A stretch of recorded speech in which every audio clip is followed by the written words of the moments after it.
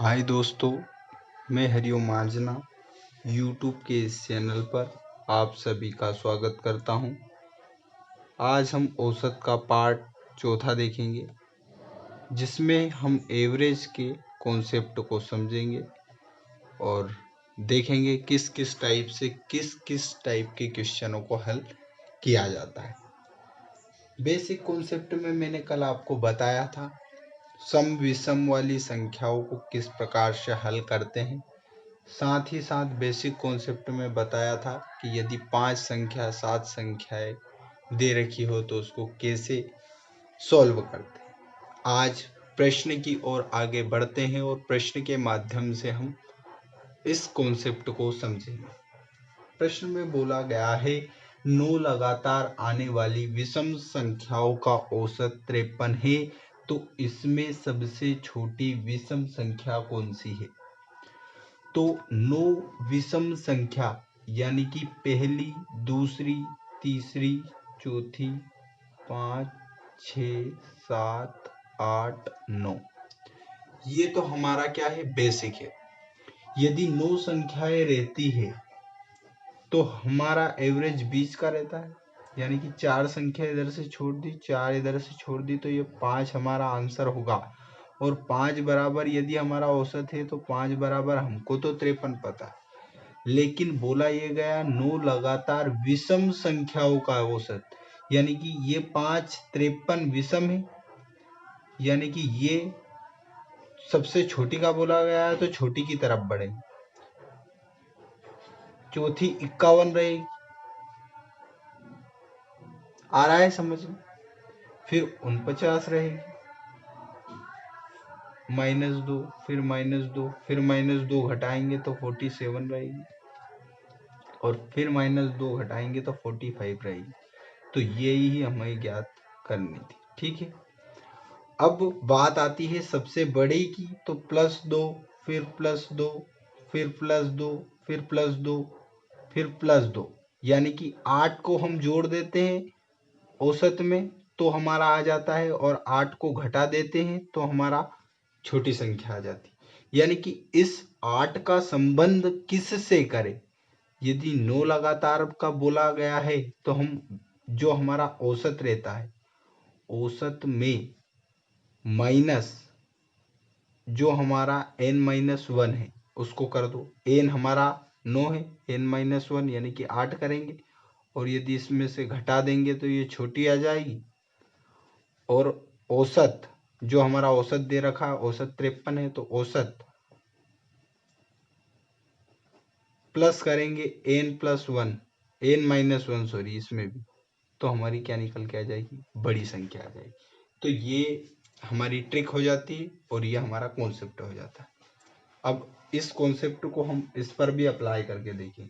इसमें बोला गया है 6 लगातार सम संख्याओं का औसत 25 है। तो सबसे पहले बेसिक से देखेंगे, 1, 2, 3, 4, 5 और 6 संख्या है तो 6 संख्या लिख दी। औसत 25 है, यानी कि 3 इधर छोड़ दी, 3 इधर छोड़ दी, यानी कि जो यहाँ पर आएगा वो हमारा 25 है। सम संख्याओं का बोला गया, यानी कि ये भी संख्या सम रहेगी और ये संख्या भी सम रहेगी। तो यदि औसत 25 है तो ये हो जाएगा 26 और ये हो जाएगा 24। छोटी और बड़ी पूछा गया, ये 26 है, तो सम संख्या का बोला गया 26, 28 और 30। और छोटी संख्या का बोला जाता तो छोटी भी बोला गया, ये हो जाएगा 22 और ये हो जाएगा 20। यानी कि इसमें से हमने 5 घटाए, 25 में से 5 घटाए और 25 में +5 जोड़े, यानी कि यहाँ भी देखेंगे हम तो औसत -n-1 करेंगे तो हमारी छोटी संख्या निकल के आ जाएगी, और औसत +n-1 करेंगे तो हमारी बड़ी संख्या निकल के आ जाएगी, ठीक है। ये हमारा कॉन्सेप्ट निकल कर आता है। बात आती है तीसरे प्रश्न। बोला यह गया है कि 7 लगातार आने वाले धन पूर्णांक का औसत 26 है, तो इन पूर्णांकों में से सबसे छोटा क्या है। 7 लगातार आने वाले धन पूर्णांक का औसत 26 है, तो इन पूर्णांक सबसे छोटा क्या है? धन पूर्णांक क्या होता है? सबसे छोटी धन पूर्णांक 1 होती है। लगातार का बोला गया, हमें उससे मतलब नहीं, पर यदि हम 7 पूर्णांक लेंगे तो 1 लेंगे, 2 लेंगे, 3 लेंगे, 4 लेंगे, 5 लेंगे, 6 लेंगे, 7 लेंगे। 7 तक का बोला गया तो कोई भी 7 मान सकते, 2 से भी मान सकते, 4 से भी मान सकते, 8 से भी मान सकते, आप जहां से मानना चाहे वहां से आप मान सकते। ठीक है, अब बोला प्रथम का नहीं बोला गया, यहाँ लगातार का बोला है। ठीक है, तो आप कोई सी भी मान सकते। अभी यदि आप औसत देखेंगे तो पीछे से 3 आगे से 3 छोड़ देंगे तो ये आपका औसत आ जाएगा, और ये औसत है 26 के बराबर। यानी कि आप देखेंगे तो ये हो जाएगा 25, फिर ये हो जाएगा 24 और ये हो जाएगा 23, तो ये 23 क्या आ जाएगा? आपका आंसर आ जाएगा, छोटा का बोला गया। तो यहीं से आप इस कॉन्सेप्ट की जड़ तक पहुंच जाएंगे। और यदि ट्रिक से निकालना है तो औसत छोटा निकालना है तो -n-1 कर दो। औसत है हमारा 26, n-1 क्या है? 7 - 1, यानी कि ये हो जाएगा 6, 26 - 6।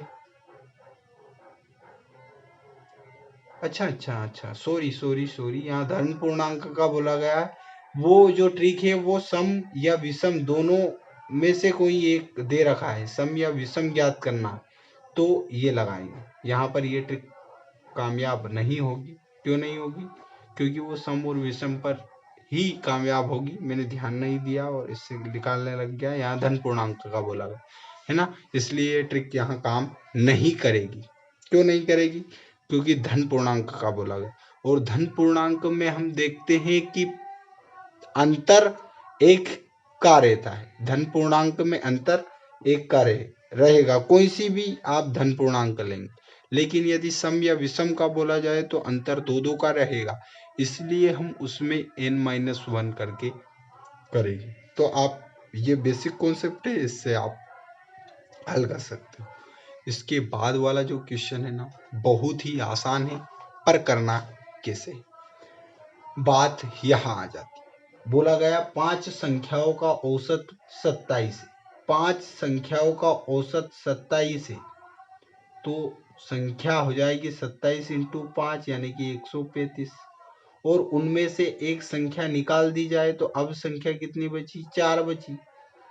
औसत कितना हो जाता? 25 यानी कि 100। तो अब वो निकाली गई संख्या कौन सी है? तो आप इन दोनों में से घटा दोगे तो आपका आंसर आ जाएगा 35। अब ये तो हो गई कॉन्सेप्ट वाली बात।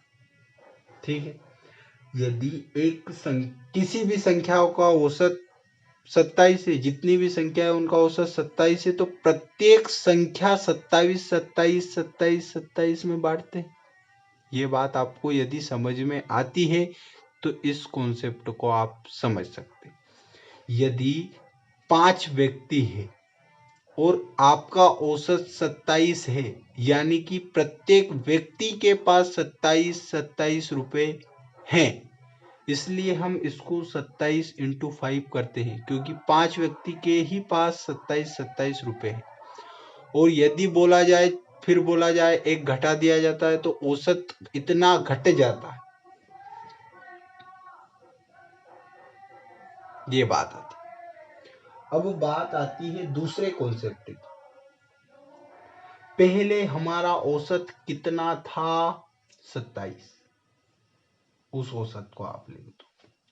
यदि उनमें से एक संख्या निकाल दी जाती है तो हमारा औसत कम हो जाता है, 27 से कम हो जाता है। यदि किसी संख्या को आप निकालोगे, यदि वहां संख्या 27 ही निकालोगे तो आपके औसत पर कोई प्रभाव नहीं पड़ेगा, यानी कि आपका औसत घट रहा है। तो आप ये तो डेफिनेटली कह सकते हैं कि वहां संख्या 27 से बड़ी ही रही होगी, पर कितनी बड़ी रही होगी वो निकालना। अब देखो अंतर कितने का आ रहा है? औसत में 2 का आ रहा है, इस अंतर को लिख दो। इनटू में अब कितनी संख्या बची? यदि एक संख्या 5 में से निकाल दी जाए तो अब संख्या 4 है, यानी कि 27 प्लस 8 यदि करते हैं तो भी हमारा आंसर 35 ही आएगा। और इसको हम इस तरीके से हल कर सकते हैं। तो बड़ी मजेदार ट्रिक के साथ में हमने आज के कॉन्सेप्ट को देखा और बहुत जल्द इसको करने का प्रयास किया ताकि कम समय में अधिक क्वेश्चन हल हो जाए। ठीक है, इसी के साथ में हम सेशन को समाप्त करते हैं।